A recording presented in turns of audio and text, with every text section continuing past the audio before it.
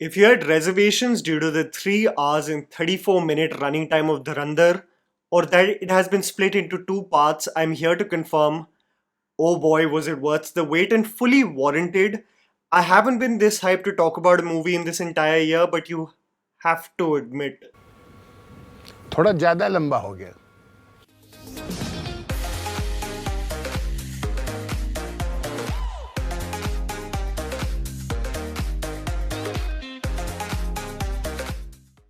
Dhurandhar, directed by Aditya Dhar and starring Ranveer Singh in the lead role, has had a rather dramatic journey up to its release.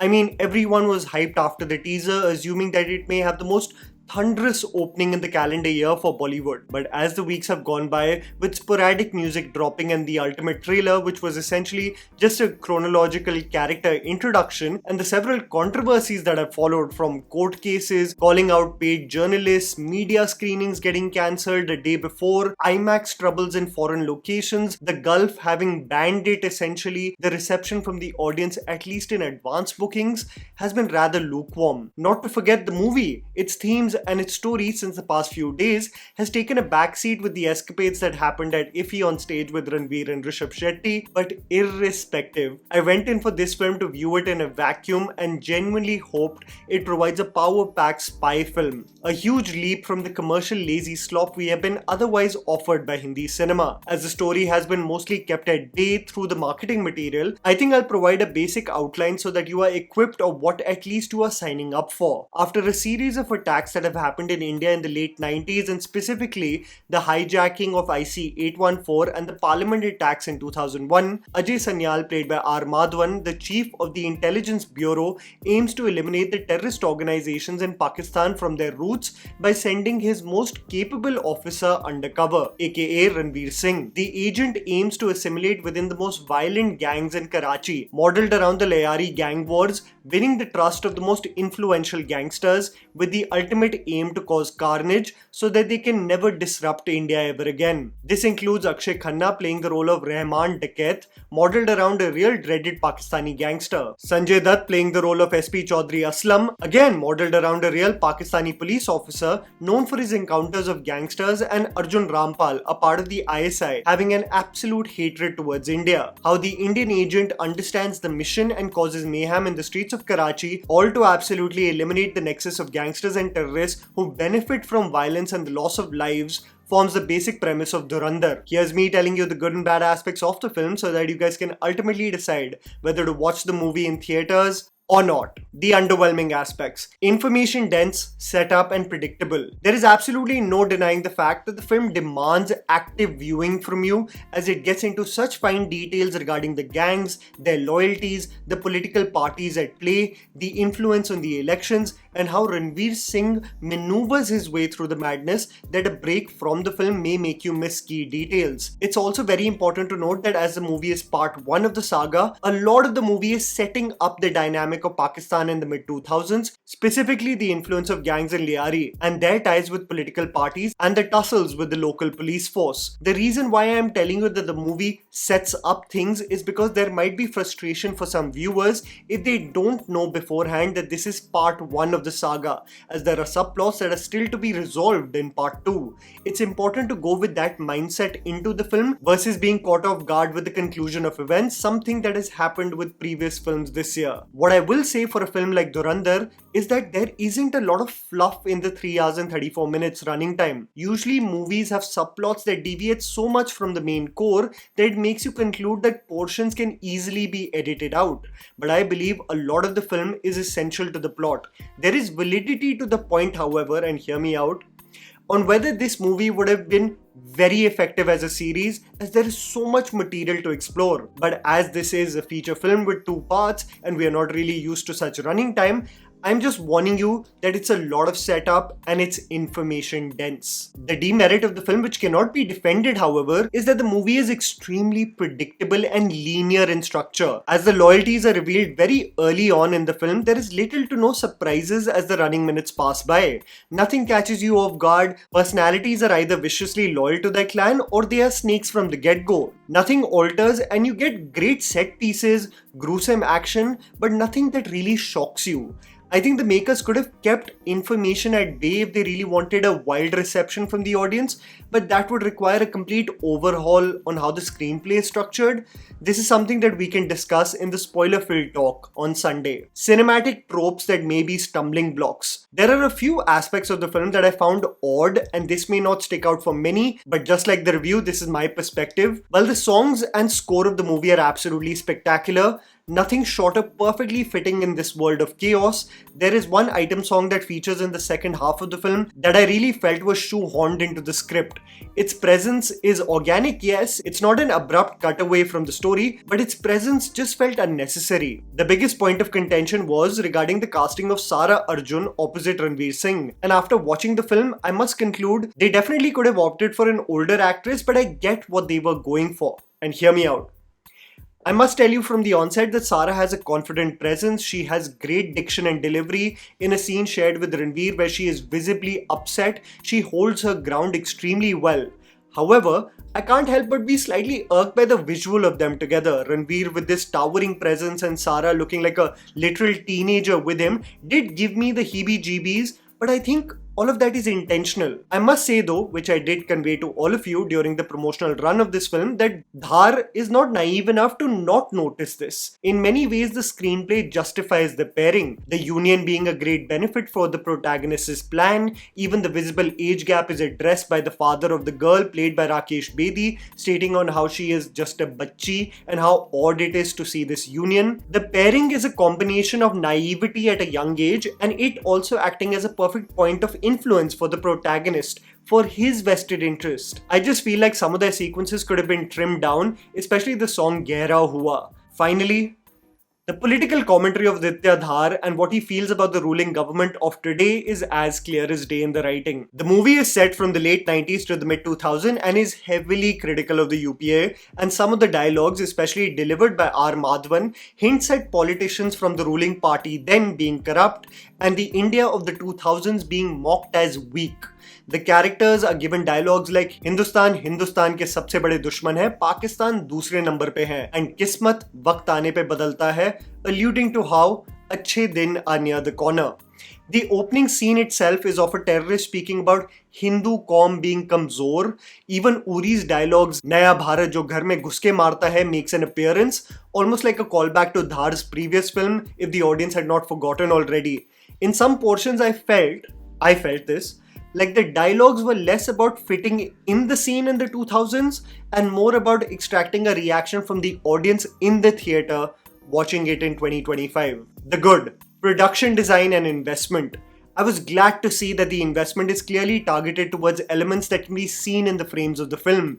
Numbers that promise us scale but deliver it too when we step into the theatre. I mean, the film has had quite a schedule across countries. The most fascinating actually being in recreating Pakistan and Thailand, taking nearly 3 months to set up the monstrous sets, recreating the era through cuttings, old movies and headlines of a space that spanned over 6 acres. What's very interesting is that Pakistani creators on X have actually been saying on how the Liari gang wars were so etched in their memory of causing such brutal carnage in the streets of Karachi that they found it surprising that no Pakistani film creator even thought of making material on the topic. Through the production designer Saini S. Jore and cinematographer Vikas Nolakha, we are truly transported to the Badlands where the bloodshed and carnage is an everyday affair.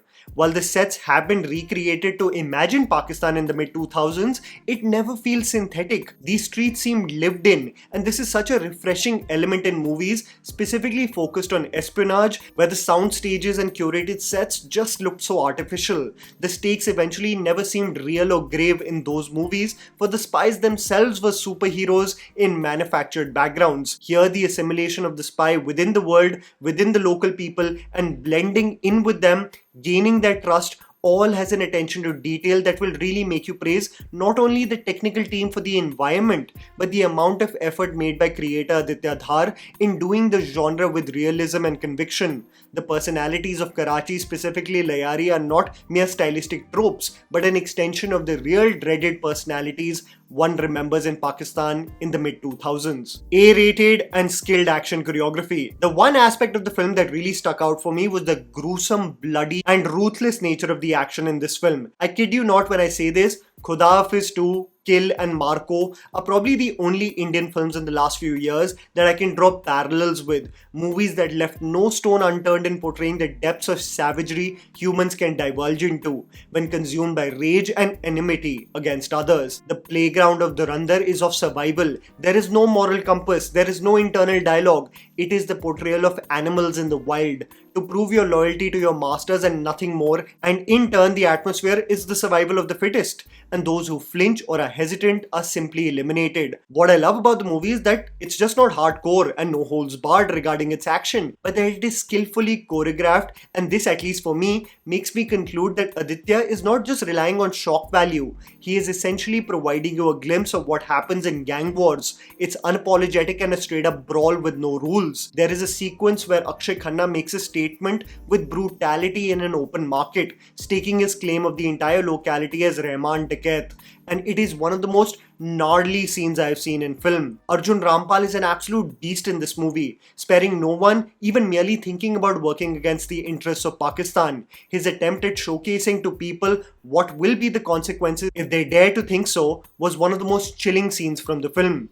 When absolute rage takes over Ranveer Singh, the way he relentlessly punches and pounds on someone was a small glimmer of an animal awakening that really made me feel like the attempt is not to show you the most intricate choreography, but realistically showcase to you what a brawl will end up looking like. It's messy, it's unhinged, and very, very bloody. Score and music. Shashwat Sachdev has absolutely hit it out of the park with the score and music of this film.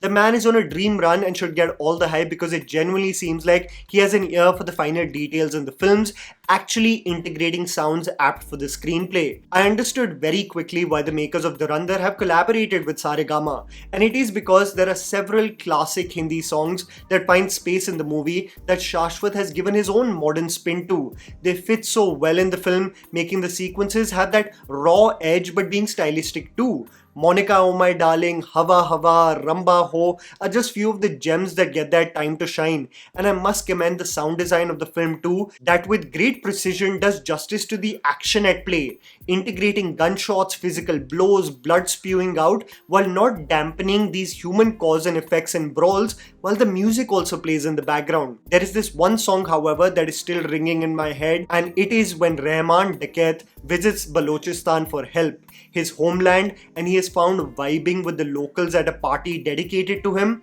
I kid you not, it will be a rage when the makers release it. I was vibing and shaking a leg in the theatre when the song played in the background. Much like the trailer, there are character introductions dispersed throughout the film, and each character gets such a badass entry. It made me feel for Ranveer Singh because he is presented in the most basic manner possible. But I think that was the point of it all, for he has to be one with the shadows as he engages himself in the wild. Great casting calls and performances. Mukesh Chhabra deserves a lot of praise for his casting choices. I mean, look at some of the supporting cast. You have Gaurav Gera, who I was seeing after so long, playing the role of a shopkeeper. The jokes are written on the wall, but he is competent in his role. And so is Naveen Kaushik, who you may remember from Rocket Singh. The casting choices, however, of the ensemble is where I really have to commend the makers. R. Madhavan as the Intelligence Bureau Chief, fueled by the blood-soaked corpses that he sees around him, is extremely confident and competent in the film. He sporadically appears in the movie and I assume will have a larger role in part 2. Sanjay Dutt, with his introduction, is probably given the best presentation since KGF Chapter 2. Criticized often for his appearance where he is called out for sleepwalking, Sanjay Dutt is full of fire in this movie. Arjun Rampal in this brief role in part 1 is so demonic, so vile, that I really started to think that this man is so underutilized in Hindi cinema. He was the one who scared me the most in this film, for the sheer capabilities of the man are beyond what mortals can even think. His celebration to a catastrophe happening just screamed out how he will go to no end to wipe India from the map, and that unhinged quality you rarely see in film. Akshaye Khanna is the star of the show though. His entry itself possesses such impeccable aura, the man holds loyalty paramount, and he bursts like a wild animal when double-crossed. His ego is of a man who thinks he cannot be put in shackles, and you just see it in his strut and attitude, absolutely stealing every scene he features in. You will get a lot of people being critical of Ranveer Singh's performance in this film, of being not as fiery and power-packed compared to the ensemble cast. But what Ranveer has done is exactly what was required in the film. Imagine a man who constantly has to put up a front in an area that is just around wild savages. He would seem tame, boring, and one with the crowd, and that's what was the goal, to be the most unassuming of them all, so that one can't even dream of doubting one's loyalties. And Ranveer channelizes that restraint so well. It is only when a revelation absolutely breaks him from within where you see the Ghayal Sher appear and you realize what his true potential will be in part 2. It's important to understand that Ranveer played a role of a spy who has to assimilate, gain the trust of the most dreaded gangsters, and he can do that by being a loyal servant to their unpredictable ways, knowing not to be foolish by making harsh, hasty decisions. And I think for the plot, the screenplay, and the saga unfolding over 2 films, it's only the build-up for all of us to eventually witness an animal getting unleashed. Aditya Dhar, despite some of the storytelling roadblocks, has done a spectacular job in integrating a fictional story through snippets of real-life events. He has stayed true to the espionage genre and has brought a grounded and effective take to it that was otherwise known as just flamboyant, silly, over-the-top, and that largely rested on the shoulders of big stars. Here you feel engrossed not only because of the historical events you are privy to, that you are enraged by, but because Aditya integrates these events and gives them weight by showcasing them with real footage, real voiceovers that make us root for the ultimate end of these savages across the border. Dhurandhar Part 2 releases on 19th March 2026, where I feel like this war and Ranveer will just go full throttle, and for what I have seen till now, you very well know that I will be seated for it first day, first show. And that was the video, guys. Write down in the comments below what you thought about Dhurandhar. Please don't forget to follow me on Instagram. The handle's right in front of you. Follow me at JammyPants4. Also, please support us by smashing the like button and subscribing to our channel for weekly content ahead. Thank you for watching.